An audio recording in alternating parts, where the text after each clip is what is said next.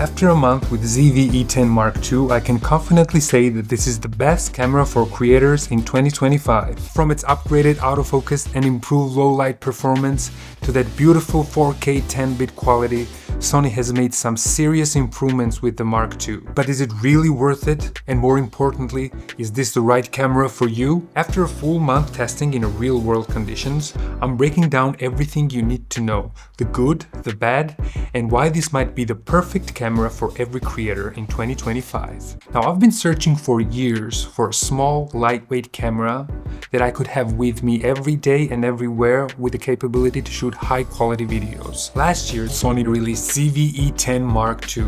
This camera has the same sensor as Sony's Cinemaline camera FX30 with much smaller body and $800 cheaper. This camera costs $1,000 and is capable of shooting 4K 60 FPS 10-bit 422 footage.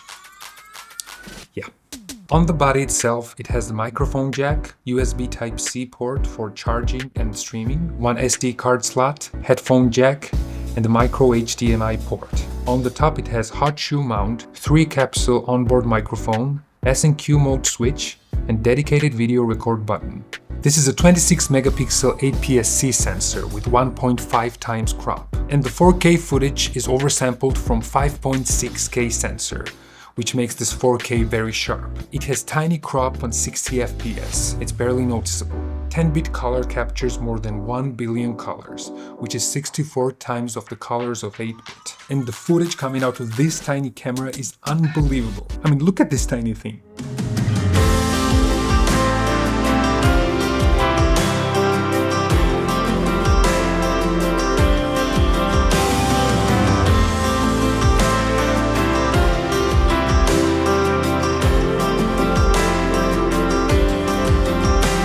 It has real-time recognition autofocus. It can detect humans, animals, and birds. 3-capsule onboard microphone came with this wind muff. This is the sound coming from onboard microphone. I have the camera at arm's length. Onboard microphone has 4 modes: front, back, all directions, and auto. And now you're listening to Rode Video Micro 2. I usually carry this microphone around with me everywhere because it's so tiny. I think in this kind of vlogging situation, the small microphones are the best way to go. Small-sized Sony cameras and ZV-E10 Mark I used to use those small Sony batteries, NP-FW50s, which is not that good. But in Mark II, we have bigger NP-FC100 batteries, which Sony uses in their bigger cameras, and now it lasts 2 hours and 20 minutes, which is awesome. It has lots of great and useful features, like focus breathing compensation, ability to record in S-Log 3 and S-Cinetone, cinematic vlog mode, which adds black bars on top and bottom, and different color modes. And it also has background defocus button. With one click, you can have that cinematic blurry background. Cinema! These last 2 features are more beginner friendly, but it's still good to have them. So this is auto mode, so I've set everything on auto now. So this is how you get the camera, and for beginners it's very easy to take it out and you'll get this picture. How do you like it? Well, I've set my defocus button to white balance, which leads us to customization. You can customize any button around the camera the way you like. It has updated menu, rotating display for vertical videos, 4K 30 live stream, and of course, photos. It doesn't have the mechanical shutter, but its digital shutter is pretty good for everyday use. I've been using it as a selfie camera actually, and the photos are way better than any phone, even with the kit lens. If you buy this camera with the kit lens, it only costs $100 extra, and it's no-brainer in my opinion, because this lens is pretty decent. It is 16 to 50 variable aperture zoom lens with OSS optical steady shot. And if you want more details about this lens, just let me know in the comments and I'll make a separate video on it.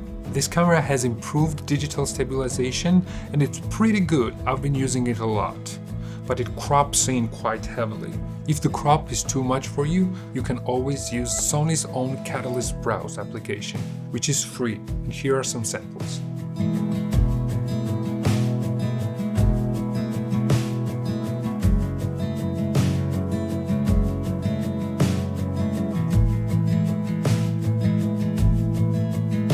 If you need to know more details about how to use Catalyst Browse, Just let me know in the comments and I'll do the separate video for it. This takes us to the negatives. No IBIS. In-body image stabilization. I know this is $1,000 tiny camera and I'm not a big fan of Sony's IBIS, but still, it would have been good to have it.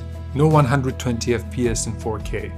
It's unfortunate, but understandable. But you can always use the 1080p 120 for that smooth slow motion. Move.